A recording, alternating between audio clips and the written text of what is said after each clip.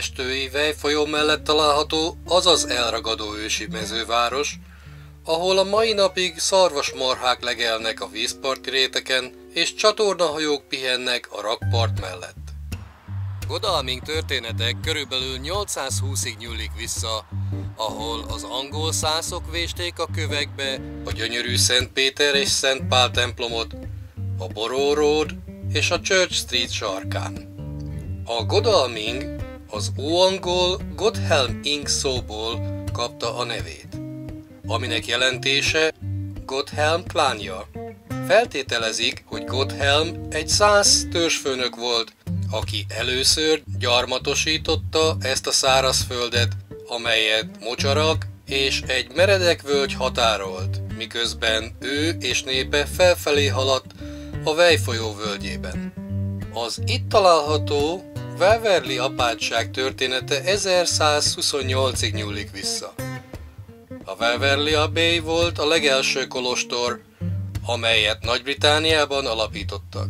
Míg ma a romok látványos turisztikai attrakciót kínálnak, ez a békés hely a Vejfolyó csendes hurkában még mindig bepillantást enged a szerzetesek közel 900 évvel ezelőtti magányába és nyugalmába.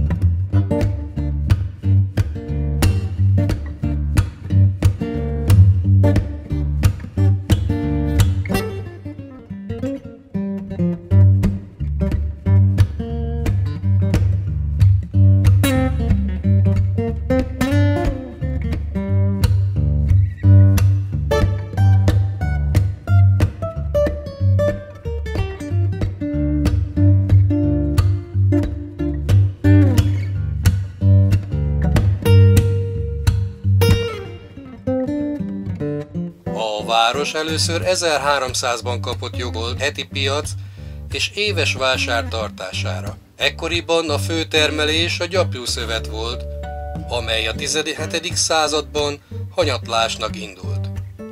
Godalming vidéke a papírgyártás fontos központjává vált. A Westbrook Malomban a 17. és a 18. század elején, míg a Cutters Hall Malomban az 1600-as évektől 1928-ig folyt a papírgyártás.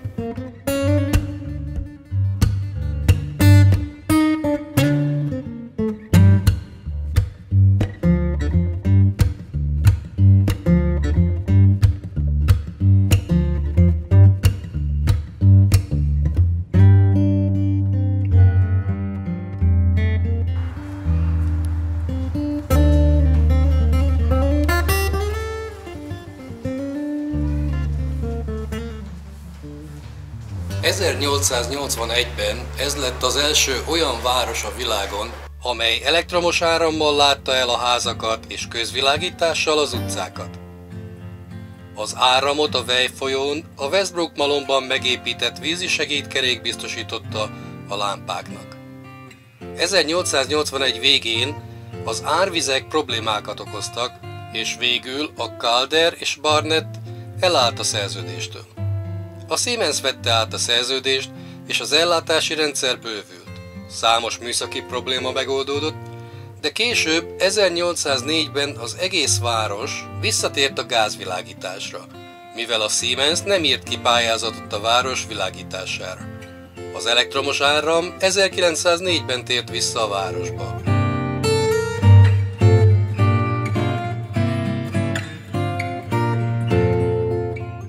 Godalming egyik leghíresebb nevezetessége a Pepper Pot, amely korábban a régi városháza otthona volt. Egy korábbi favázas épületet váltott fel ugyanazon a helyen. A Pepper Pot magába foglalja az eredeti harangot, és piaci napokon az épület alatti részt még mindig kispiacként használják. A városháza Kupolája és jellegzetes nyolcszögletű kialakítása miatt kapta ezt a becenevet, és 1814-ben épült. Az épület ma is a város jelképe.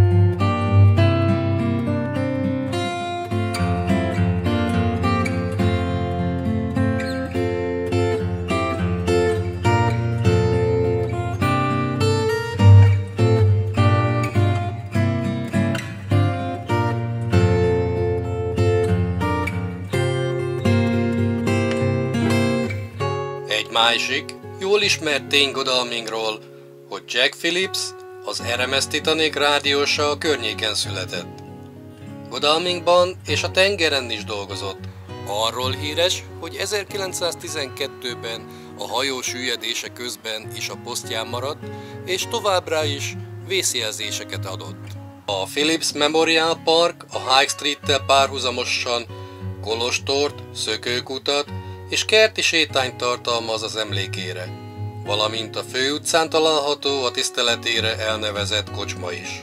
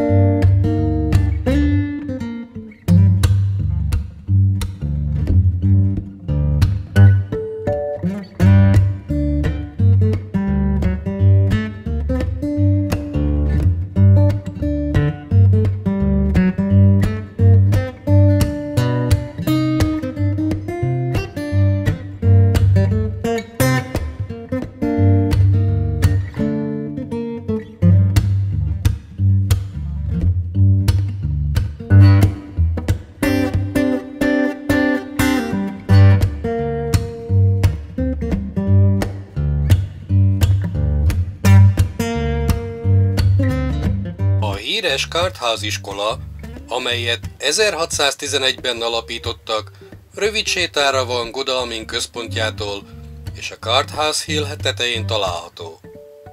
A több mint 800, 13 és 18 év közötti diákot oktató Karthouse az eredeti 7 angol állami iskola egyike. A régi Karthouse-iak, azaz a volt tanulók számos híres arcból állnak. Köztük van Peter Gabriel, a Genesis énekese, és Robert Bunk Jenkinson, Anglia volt miniszterelnöke.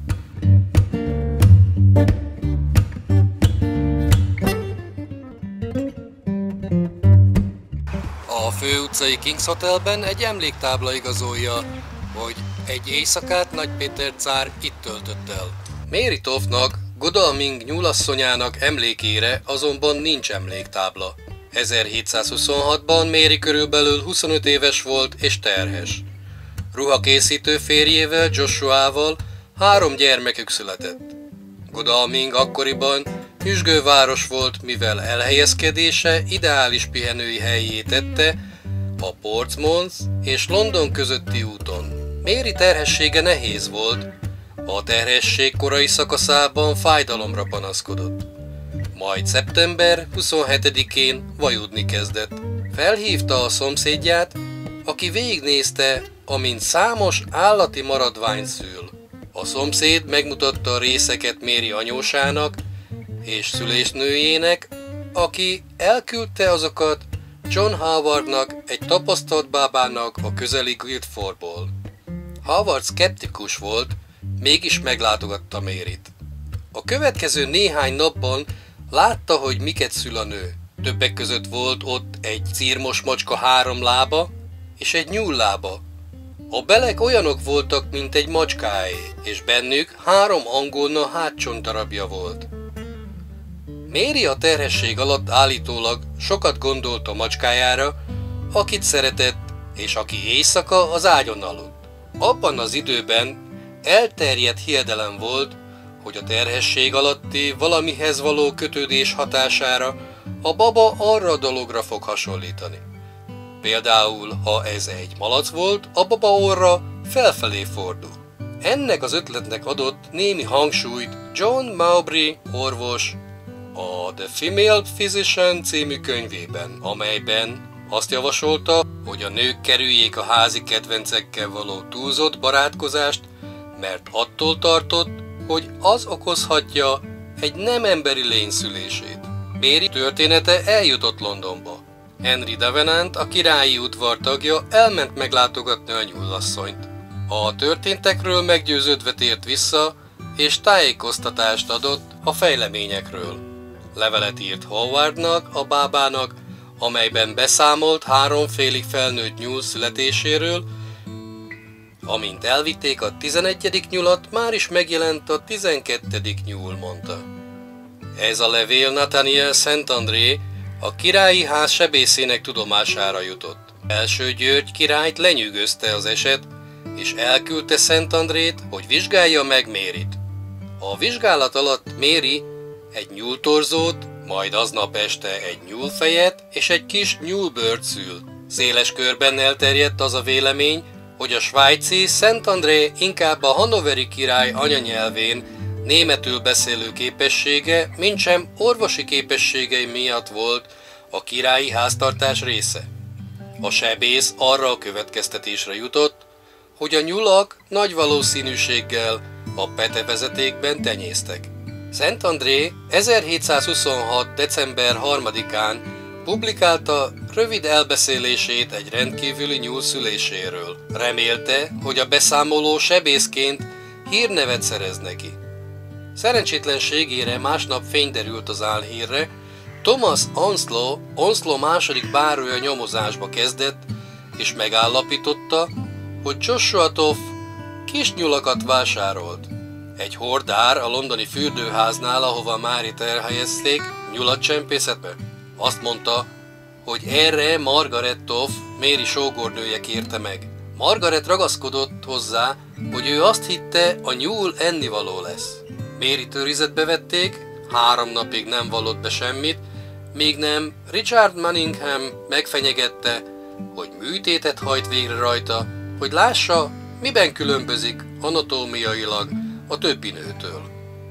Mary bevallotta, hogy elvetélt, majd egy döglött nyúl részeit magába illesztette, hogy megszülhesse azokat.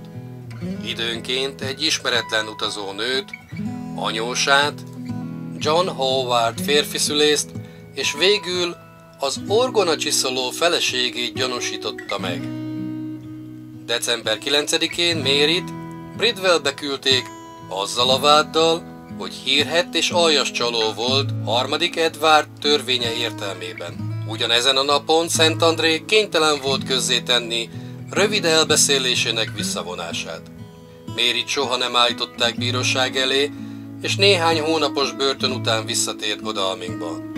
John Howardot is vád alá helyezték, de soha nem állították bíróság elé a botrányba való részvételéért. Visszatért Guildfordba, ahol a város megbecsült tagja maradt.